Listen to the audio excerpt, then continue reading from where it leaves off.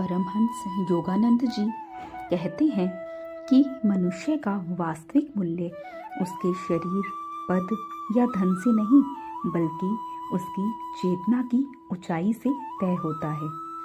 दुनिया जिस आकर्षण के पीछे भाग रही है वह कुछ समय के लिए चमक देता है, लेकिन जो आकर्षण आत्मा से निकलता है वह जीवन भर लोगों के हृदय में बस जाता है। योगानंद जी मानते थे कि जब कोई व्यक्ति भीतर से शांत, प्रेमपूर्ण और ईश्वर से जुड़ा होता है तो उसकी उपस्थिति मात्र से दूसरों को शांति मिलने लगती है। आकर्षण क्या है? योगानंद जी कहते हैं, आकर्षण वह शक्ति नहीं है जो दूसरों को प्रभावित करे। आकर्षण वह शक्ति है जो दूसरों को सहज कर दे। कुछ लोग बहुत साधारण होते हैं, फिर भी उनके पास बैठते ही मन हल्का हो जाता है। ना वे ज्यादा बोलते हैं, ना दिखावा करते हैं, फिर भी लोग उनसे जुड़ाव महसूस करते हैं। योगानंद जी कहते हैं कि यह जुड़ाव आत्मा की शुद्धता से पैदा होता है। विचार जीवन की नींव। योगानंद जी बार बार कहते थे कि मनुष्य जैसा सोचता है वैसा ही बनता है। विचार केवल मन की तरंग नहीं होते, विचार ऊर्जा होते हैं और वही ऊर्जा हमारे चेहरे, हमारी आँखों और हमारे व्यवहार में दिखाई देती है।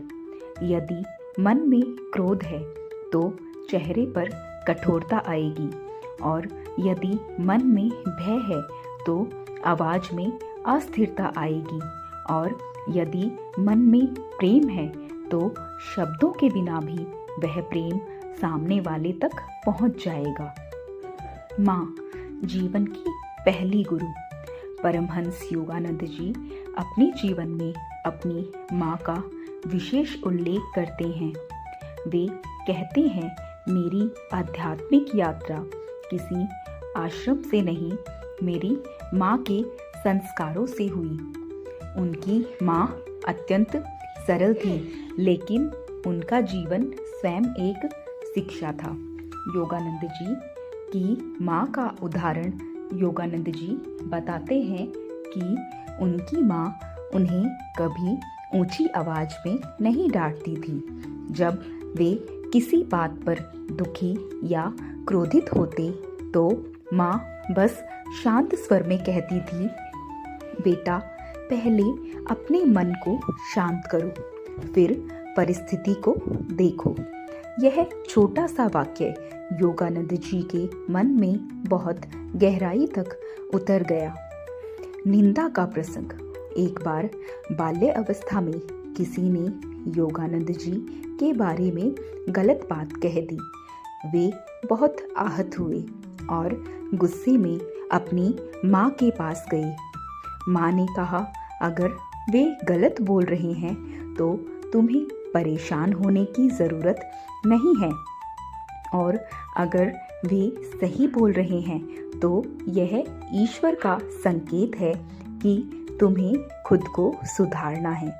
योगानंद जी कहते हैं कि इस एक शिक्षा ने उन्हें जीवन भर क्रोध से बचाए रखा। प्रतिक्रिया नहीं, उत्तर। योगानंद जी कहते हैं, प्रतिक्रिया अचेतन होती है और उत्तर चेतन। जब हम तुरंत प्रतिक्रिया देते हैं तो हम अपने भीतर की अशांति को बढ़ाते हैं, लेकिन जब हम शांत होकर उत्तर देते हैं तो परिस्थिति भी शांत हो जाती है। सेवा, प्रार्थना का दूसरा रूप। योगानंद जी कहते हैं, सेवा वह प्रार्थना है जिसमें शब्द नहीं होते।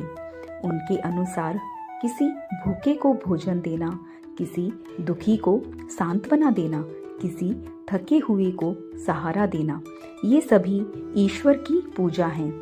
दूसरों के लिए जीना। योगानंद जी मानते थे कि जो व्यक्ति केवल अपने लिए जीता है वह भीतर से खाली होता जाता है, लेकिन जो दूसरों के सुख में अपना सुख देखता है वह कभी अकेला नहीं रहता। ईश्वर बाहर नहीं, भीतर। योगानंद जी कहते हैं, ईश्वर को ढूंढने के लिए दूर जाने की आवश्यकता नहीं, बस अपने भीतर के शोर को शांत करो। जहाँ अहंकार कम होता है वहीं ईश्वर का वास होता है। अहंकार सबसे बड़ा बंधन। योगानंद जी कहते हैं कि अहंकार मनुष्य को ईश्वर से सबसे दूर कर देता है।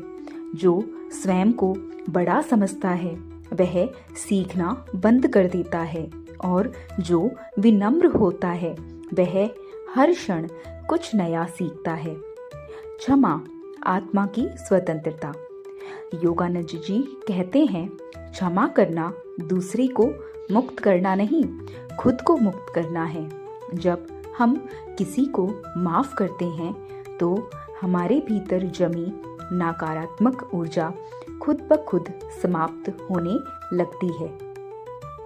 संतुलन आध्यात्मिक जीवन की कुंजी। योगानंद जी सिखाते थे कि अत्यधिक भोग भी दुख देता है और अत्यधिक त्याग भी। सच्चा मार्ग संतुलन का मार्ग है। सच्चा आकर्षण क्या है? योगानंद जी कहते हैं, जब व्यक्ति ईश्वर से जुड़ता है तो संसार अपने आप उससे जुड़ जाता है। ऐसे व्यक्ति को प्रभाव डालने की कोशिश नहीं करनी पड़ती। उसका जीवन ही एक संदेश बन जाता है। जीवन की परीक्षा हर परिस्थिति हमें कुछ सिखाने आती है। दुख हमें गहराई देता है और सुख हमें कृतज्ञता सिखाता है। अंतिम संदेश योगानंद जी का ज्ञान।